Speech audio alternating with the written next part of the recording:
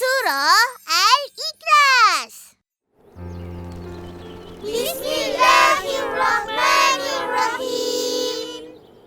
Rabbi shrah li sadri wa yassir li amri wahlul 'uqdatam min lisani yafqahu qawli. Wahai Tuhanku, lapangkanlah bagiku dadaku dan mudahkanlah bagiku tugasku dan lepaskanlah simpulan dari lidahku supaya mereka faham perkataanku.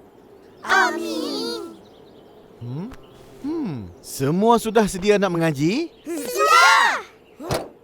Kawan-kawan pun mesti dah sedia kan? Ikut kita orang mengaji. Jangan terlepas. Nanti rugi. Betul-betul. Upin, baca suratul Fatihah. Yang lain, dengar dan semak.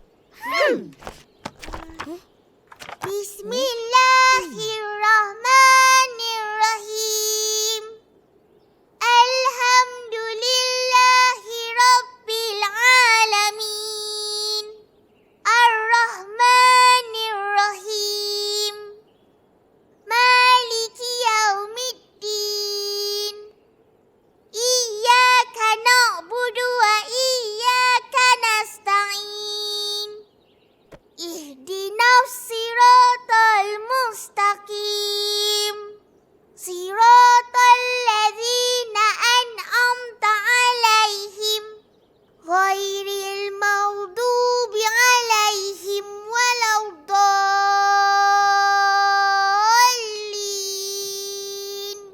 Amin.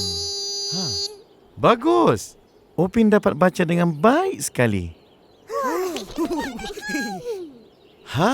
Hari ini kita akan belajar suratul Ikhlas.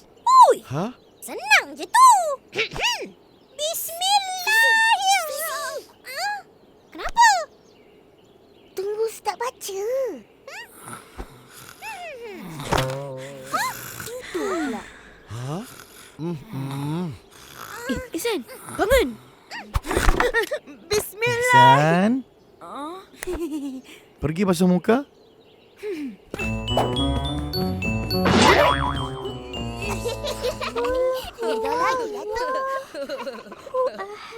Apa yang kamu buat tu, Susanti?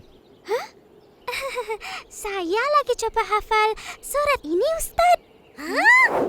Kena hafal ke? Murid-murid, surah ini amat besar artinya. Surah ini diturunkan di Mekah, menerangkan mengenai keesaan Allah Subhanahu wa taala yang tiada tolok bandingnya.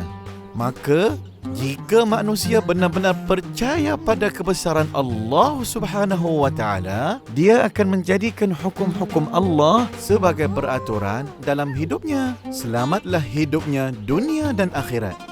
Jadi kita pun kena taat pada suruhan Allah Subhanahu wa taala agar hidup kita diberkati. Ihsan, masih mengantuk? Dah segar, Ustaz. Minta maaf semua. Bagus. Sekarang dengar Ustaz baca. Bismillahirrahmanirrahim. Qul huwallahu ahad. Allahus samad. Lam yalid wa lam yulad. ولم يكن له كفوا أحد. Dapat? Boleh baca? Boleh. Senang. 4 ayat je. Upin Ipin baca, Ustaz terjemahkan. Semua dengar ya. Bismillahirrahmanirrahim.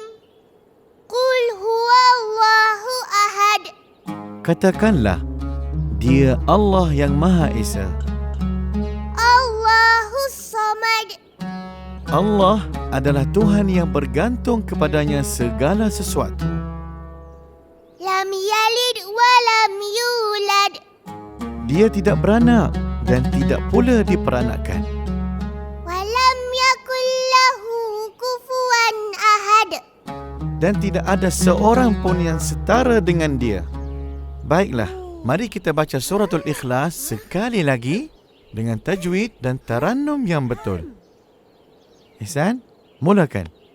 Bismillahirrahmanirrahim. Qul huwallahu ahad. Allahus samad. Lam yalid wa lam yulad. Wa lam yakul lahu kufuwan ahad. Bagus. Esok kita teruskan dengan surah yang baru. Kita akhiri kelas hari ini dengan doa. Bismillahirrahmanirrahim. Rabbana atina fid dunya hasanah wa fil akhirati hasanah wa qina azabannar. Amin. Apa maknanya, Ustaz?